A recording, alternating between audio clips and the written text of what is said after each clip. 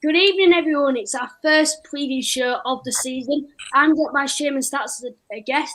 Obviously, you can access him on any social media, almost Twitter, Instagram, Facebook, YouTube. I think I've said them all.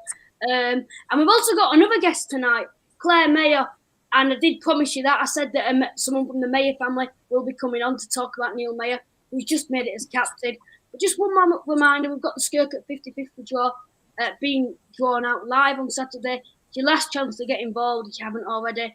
Just email them. All the details are below. But anyway, let's get straight into it. So, good evening. Good evening, everybody. Hi, you all right? Good evening. Firstly, what's it like for you having Niall, I think it is, as the captain for the club? Immensely proud of him. It's not come as a huge shock because he's a very professional young man. Football's everything to him, so he's really worked hard for it. So I say it wasn't a complete shock. It was because we actually found out on social media, like everybody else, when our social media blew up. So obviously he'd kept that very quiet. But no, I think he's worked hard for it. He's, like I say, he's very, very professional. It's what he's always wanted. He's settled really well into the club and thinks a lot of the club. They've been very good to him. So it's nice that he can lead the team out this season, hopefully onto big things. Hopefully. Well, I've got a statistic here. Last season, 75% of the games Neil Maher were captain. We won the game, which is a pretty good statistic. So hopefully we can keep that going into next season. That's going to be promotion sort of form. Anyway, I know there's some other good news, isn't there? Niall's had a baby as well. Yes, 10 days ago we had our little grandson Milo. Yes, doing really well. Pretty good news that, and hopefully we can do pretty well this season. So, for you personally, one second, I need to get my questions up right. Just quickly, for anyone who's confused, it wasn't Niall that actually had the baby. It would have been his partner. Niall is now a father. Yeah, that'd be a bit of a weird one. I think it's here. Oh no, 1 second. I believe Niall may have captained the club as a deputy last season with us. It was Nathan Clark last year, and he spent 3 or 4 months out with an eye injury. It may or may not be related, but the club had much better form when Clark was injured before he returned. So I think Niall Maher has already done like his apprenticeship as our skipper. Are you ready now, Luke? Yeah, I'm ready now. He's the second longest serving player in the club now. But he's settled into the club pretty well. Obviously, he's been at quite a lot of clubs, hasn't he? He's been at Bolton, Blackpool. He's been at the club since 2018. But personally for you, what's it like staying at a club for so long with Niall? Oh, it's phenomenal. I mean, like I say, Halifax have really been very, very good to the family as well. And we've been very lucky throughout his footballing career. You know, he's played since he was 5 years old. He's been in academies since he was 7. We've been very lucky that we have great relationships with all the clubs, and I think that's really important to support the club that Niall's at. And it's nice that he's, this is, besides Bolton in his initial career, this is the club that he's been with the longest. So it's really, really exciting for the family that he becomes the captain. And as you say, follows on from last year's deputy role. And hopefully we can lead the club to big things. Yeah, he's known as Mr. Consistent, which is a pretty good name for him. And it's good to be captain as well. Now, it was between him and Sam Johnson, I think, the captain. And what I see of him when I've watched him play is quite a vocal player. Someone, not afraid to tell players off and encourage the youth players. Do you know anything about him with the youth system? Does he help players who are a bit younger, inspiring to do better things at Halifax? Very much so. Niall's always been the one that would take whoever was new, and regardless of whether they are older than him, more mature, years on his football career, as you say, he's played at much higher levels as well. So things like when the training changes, when a new manager comes in, different regimes. There's a lot that he's already seen. And as I said before, he's very, very professional and can be sometimes come across quite private as well. He's serious Sid. You know, their eyes are on the prize all the time. I'm sure he gets frustrated with himself sometimes, and if things aren't going the way they should. But he has got a very, very good football mind, and being defensive from the back, he's got a very good eye at what everybody should be doing, not just himself, which I think as a great leader is what he can bring to the club and help everybody along. Are you and your husband like football fans then? Well, we haven't had a choice really, have we? Well, it's pretty good, isn't it, having your son as someone, the captain in the club now. We've got a fan who's already come on, Positive Shaymen. He's congratulating Niall on becoming club captain. Shaymen stats, how many games has Niall played for the club? So I've recorded him at a total of 124. Very few are as a substitute. He scored 6 goals. He would maybe have had another 30 or 40, but he's had a few injury setbacks. But should he be fully fit, it's very, very rare that he's a substitute. And I think most substitute appearances you can count on one hand, and they've always been when he's been returning from injuries. So, yeah, he's, as you said earlier, he's Mr. Consistent. But I believe at a young age he had a sports career decision to make, having been quite a talented tennis player also. Yeah, very much so. He had to actually decide. It got to a point where the tennis coach said to him, look, you're going to have to start entering competitions now. So you're going to have to decide one way or the other. He's very good at table tennis as well. Yeah, I'm a big fan of that. Yeah. Oh, you'll have to maybe get him to have you a match. I'm terrible at table. What football team does now support, then actually support apart from Halifax as a young boy? Manchester City. Man City, then. Yeah. Beside He actually started. Yeah, he was at City's academy, and actually signed for Manchester City, but Bolton Wanderers wanted him at the same time, so he had to decide. And he actually chose to sign for Manchester City, but then changed his mind 5 minutes later because he liked the environment, the family environment, more with Bolton. And that's obviously been really good. And that's where he sits, which is why Halifax is really, really good for Niall, because he is very much about community, and about which he loves playing the football with the community that they're doing at the moment. So it's really, really good. Well, Niall has a really good relationship with the fans, which is always good. Obviously, being the captain now, it's good to have a good relationship with the fans. But obviously, he's played in 2 positions now. He's played as a centre-half and as a midfielder. Now, when he was playing as a midfielder, he was really good in that position. But I actually prefer him as a centre-half. What's your opinion on that? He's definitely centre-half, centre-half, right back, anywhere across the back. Like I say, that's where he's most comfortable, where he can play it out, keep it down, and see what everybody else is doing as well. Always has a good relationship with whatever centre-half he's playing with. Obviously, last season it was Clarkey or Bradbury or Byrne. Obviously, he's got Bradbury this season. What's your thoughts on them 2 partnering up going into the next season? Yeah, I think, regardless of who they're playing with, it doesn't matter if it's a loanee that just comes in. Like I say, he's very, very professional. So he'll do the job in hand that he has to. And for as long as it takes for them to bed in. I know it gets quite frustrating with last year, all the injuries and all the swapping about, and you can put Niall in quite a few different places. But it'd be nice to see us bed in now, as you say, with the 75% and the games that we won last year.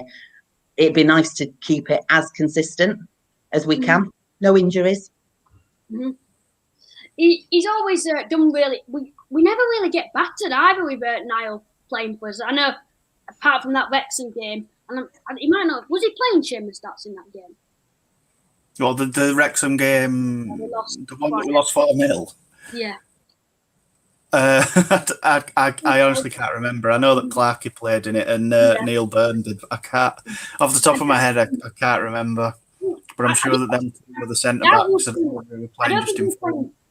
I don't think we were playing centre half that game because they had Bradbury, Byrne, and Clarkey playing, and that just shows what happens when you don't have someone like Niall at the back who can control the ball. Like Positive Shaymen said in the comments below, he said when the ball goes to Niall, it's always in safe hands, which is something that you sort of need. That more or less wraps up the interview. Thank you for coming on. It's great to hear from someone from Niall's family. Good luck to Niall this season, and thank you for coming on once again. Thank you very much, and good luck to the Shaymen. Come on, let's do it. Yeah, nice to meet you. Thank you. Bye. Yeah, take care. So that was Neil Maher's mother. We said we'd get someone in, and that's what we've exactly done. So we move on to Saturday's game and preparations, what we think we should do. So Maidenhead have a couple of danger men that we will move on to in a bit.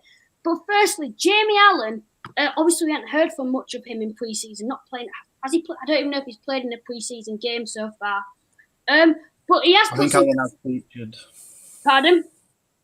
I think he might have. I mean, we've only had 3 pre-season friendlies. I'm sure he featured in the most recent one, but with him playing one of the American Cups with Montserrat, he has been given. I think he's been brought back in slowly. He may have even got an injury while he were out there. I can't just recall, to be honest, but he's still with the club, and he's got another year in his contract, and I'm sure Wild in his pre-season friendly seems to have given everybody half a game. So I'm sure he got 45 minutes at Guiseley. Yeah, it's really hard to predict what the lineup's going to be. But Jamie Allen last season, he won us. I don't think anyone really realises this. He won us so many games last season. Obviously, I think was it him who scored against Aldershot when we won that game? Scored against Conley. Got that last minute. He rescued a point at home to not count it last minute. Yeah, that's what I was going to say. And then all these games that he's winning us points, and I think he's going to be a crucial player going into next season. I said this last season, and then didn't really get the opportunities. But obviously, a couple of players have left now, and I'm hoping this season he will get the opportunities that we really want. Now we've made a couple of signings. If there were one signing so far that impresses you the most, which one would it be? I'd say it's probably Harvey Gilmore. I think the most. I think I'm expecting the most from him, but they're all roughly of an equal footing to me. Like Billy Waters, I think possibly has a bit of a point to prove. Matty Warburton hasn't actually played at this level. He was very, very successful with Stockport in the Vanarama National League North, and he's been with League 2 Northampton. So he's never actually played at this level, but I can't imagine. Oh, excuse me. I've just got dry eyes. Sorry, they've just come on now. I can't expect. I don't think Warburton will struggle. The thing that could really, really derail our season, as it seems to be most years at Town, is if we get a spate of injuries or we have a constant long-term injury on the go. Because we're still a fairly small squad. Yeah. I don't know who's going to play as a striker. We don't seem to have an out-and-out centre forward. I know that Pete Wild classes Jamie Allen as a striker, and I mean he's the Aldershot game and the Notts County game, both home games for sure. Yeah. He scored his goal straight through the middle with his pace and everything, but I that's the only thing I can't really just get my head around in terms of if we're just concentrating on attacking options within the team. Yeah. Quite similar players, I've realised. I'm not sure we were going to play there. Mm-hmm. Obviously, I know the Curry was saying that Pete Wild's hoping to make 4 more signings. Said this last week, and we are 3 days away from the season, which is a little worrying. I think we do need another centre half for backup with Bradbury and Maher, and then another wing back as well. It looks like we're going to need, unless the youth are going to come out. I've predicted Shaymen that he'll start, but he's so unpredictable, to be honest, and that's one thing I'm a bit nervous about. I think this season it could go either way, where it could be a season where all those fans who are saying slating us and stuff will be proven wrong, or like they could be proven right. Anyway, I've got my predicted lineup here. This is sort of what I want, but sort of what the club want. Now, that's fancy. Can you see that? Yeah, so I am just going to have to. I'm doing it on my mobile, so I can read it from there. Yeah, it's only a small screen. So obviously you've got Maher and Bradbury at the back. I'll move on to it now. So you've got Maher and Bradbury at the back there. Then you've got Senior. Yeah. Now put Shaymen in because there isn't really many other options. Obviously, Danny Williams leaving and Jeff King. I'm hoping that position there, by Saturday will be filled in and we might have a new wing back. But I do trust Shaymen. I haven't really seen too much of him. Johnson, as usual, in net. Martin was playing as the CDM. Obviously, he had an injury or two last season. Very good player, so I'm happy with him there. Green and Summerfield, and then Warburton as the cam. Now, I'm not too sure who will play there. Waters might play as the cam. Harvey Gilmore, like you said, he might be playing in that position there. It's so unpredictable. And then Jordan Slew as the target man. Right.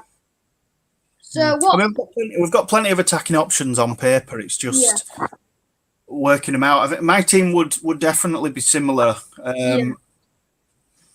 The problem was, in my head, I was thinking to play Bradbury at right back, but I think with us only really having Maher as an out and out centre back, I think Bradbury would have to partner him in there. But just focusing on Shaymen, I mean, he's 19, 20 now. Yeah. There has to come a time where Wild, I don't want to say rolls the dice, but he's got to trust. He's got to give Shaymen a bit of extra trust to be in the first team environment. There's only so long they can sort of say he's a youngster and we should sort of, I don't know, bed him in slowly. You know what I mean? We didn't get much of an opportunity last season. I think had the leagues below us not being curtailed due to the pandemic, I think Shaymen would have gone out on quite a few loan spells, along with like Lucas Schofield, who also made the bench, and there was another Nick Crane. Yeah, Nick Crane has gone out, but there comes a time where at 19, 20, you've either got to tell them that they've got to move on, or you've got to play them. You've just got to try them out. If it doesn't work, I can't imagine if it doesn't work out. And obviously, I really hope it works out for the best for the club. If it's not, I can't see Wild persevering with it. No. But Shaymen, by all accounts, is. I think he started. I think he's been like an attacker. He's been a midfielder, and as he's progressed, he's become a defender. But I think that back four is about what I'd pick. With Senior out on the left-hand side, obviously Johnson in goal. Limited options at the minute. So, maybe play Warburton. This is the thing now, it's all if buts or maybes, but he'd maybe leave Slew on the bench and play maybe Warburton and Waters up front. The only thing that makes me nervous about that is, I'm not totally sure, but I'm sure Warburton's quite a small player. I know Billy Waters is. And not having a proper target man might be a weakness, especially against a side like Maidenhead, quite a physical side. Will never give you time on the ball, and I'm just a little. That's one thing I'm nervous about. Now, Maidenhead's main danger man is Sam Bauer. I don't know if you've heard of him. 15 goals last season, and if he can be as good as he was last season coming into this season, that's one thing that I am a little nervous about with the defence. I hope we can. I'm sure Maher and Bradbury can keep up with him and be able to stop him, because he's pretty good in the air, which is one danger sign, I think, going into Saturday's game. So, what if we go on to a bit more about Jamie Allen and the likes of Luke Summerfield? What's your expectations for the likes of Luke Summerfield and Kieran Green this season? Well, Luke Summerfield and Martin Woods have been officially announced as vice captains, which is quite a sensible decision. I'm hoping that Luke Summerfield just carries on where he left off last season, hopefully remain injury-free. The form and the consistency, Kieran Green, and the momentum he built up to what in the final third, at least, of last season, he has to start. Hopefully he'll kick on from where he left off. Martin Woods him and Summerfield bring experience to the midfield. The only real, in my opinion, the only real head scratcher is who he's going to play up front out of Slew, Waters, Gilmore, Warburton. I think he will play Warburton. I think he will start Warburton, and then one of Slew, Gilmore, or Waters will find themselves on the bench. I think we'll score. Everybody remains injury-free. We'll score a lot of goals this season. Yeah. I mean, we only kept 9 clean sheets in all competitions last season. So we've got to look to improve on that. But I've got a feeling we're going to win more games 2-1 or 3-2 than 1-0 or 2-0 or whatever. I think there's going to be goals at both ends. I think so this season. Looking now, like I said earlier, 4 new signings. What 4 positions would you bring in? What sort of players would you try bringing? I'd bring in another centre back. Mm-hmm. I don't know who, but it'd have to be another centre back and a striker. Somebody who actually, like, first and foremost, is a centre forward. Like Jake Hyde was a striker. He couldn't play attacking midfield or at a push. He could probably be a winger, but he's a striker. That's what he does. That's what I think. Mm-hmm. So Wild, with his attacking options, is signing people where they can play in a spate of different positions. Yeah. Sort of like swing. You know, they're not out and out forwards. They can do sort of a bit of everything. I mean, I hope it works out for every player we've signed. I never wish bad luck on any of the players that we sign. And I always, most of the time, have faith in the managers. I mean, Pete Wild's, despite the disappointing end to last season, I still think Pete Wild's like the man to kind of try and take us on, try and progress us that little bit more. But each manager, this is going slightly off the point, I suppose, or slightly off what we're talking about, but every manager since Jim Harvey has brought a sort of, they've progressed the club on a little bit. Like Billy Heath came in and did exactly what he needed to do, which was get us back up. He got us back up. He had a crack at 5th division football. You know, it started well. He had a honeymoon period, and then it kind of tailed off. I'd like to think, and I heard rumours that it was kind of like a mutual. He wasn't sacked. He didn't kind of resign. I think he kind of held his hands up and said, "I'm a bit out of my depth here."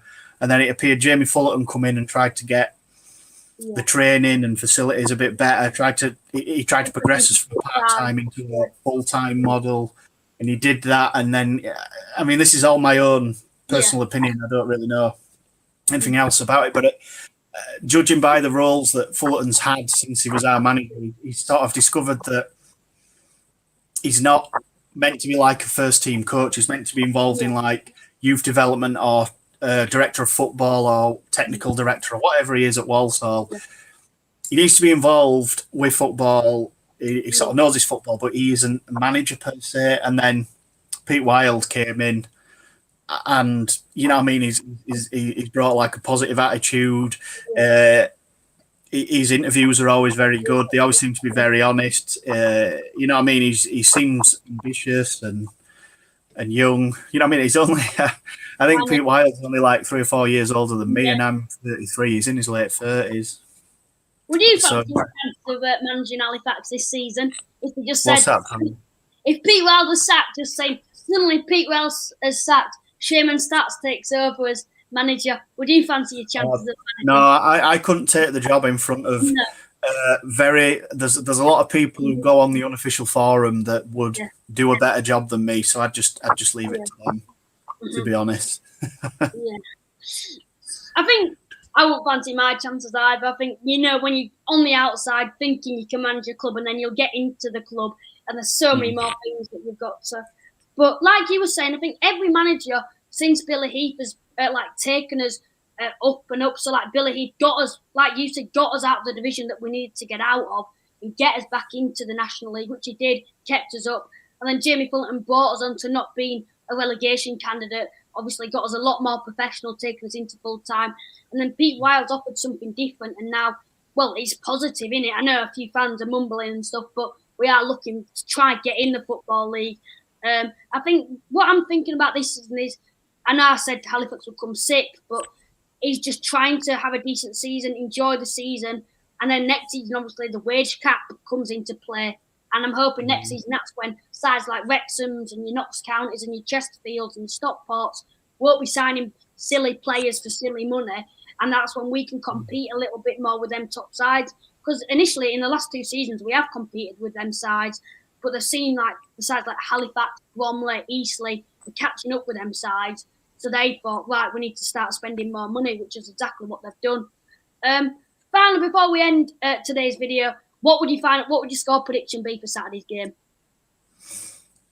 I'm not really sure. Just going back to sort of the salary cap, not to sort of burst the bubble, but I'm sure teams will find a way round the salary cap. There'll be some kind of underhanded tactics involved won't be. It's like financial fair play at the top level. Man City spend whatever they want. They're still getting champions. It doesn't matter. It doesn't really matter. But I mean, I was asked to make a prediction in terms of where we'd finish in the league 2 days ago.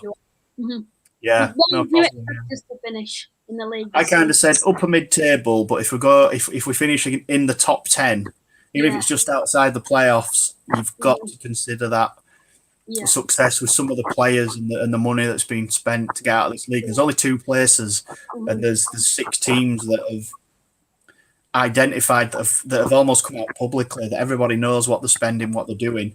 There's 2 places for like 6 teams.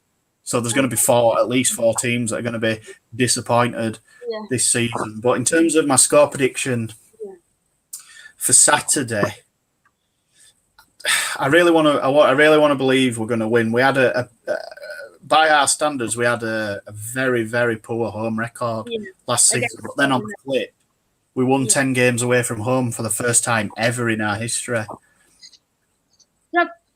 I never knew that. That's a very good statistic when you think about it.